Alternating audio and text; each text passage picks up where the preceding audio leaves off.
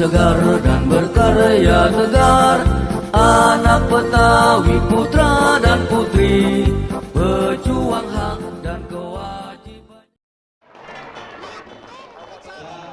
Pengukuhan Jawara Porkabi pada rapat kerja Dewan Pimpinan Pusat Forum Komunikasi Anak Betawi DPP Porkabi yang ke-1 tahun 2021 pada hari Minggu 26 September 2021 oleh Bang Haji Muhammad Ihsan SH, Ketua Umum DPP Porkabi di Hotel Mega Anggrek, Jakarta Barat. Gue juga rasain ada yang kagak beres di kampung ini belakangan ini. Rakyat makin ciut aja sawenya, tuan tanah makin lebar aja sawenya. Kagak ada satu manusia yang berani bantah. Gile nggak lo? Pejajaran.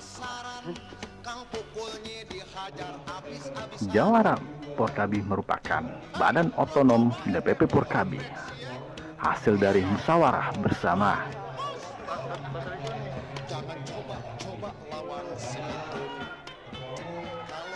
Bang Haji SH, Haji Abdul Syakur, dan Haji Minan Effendi resmi dilantik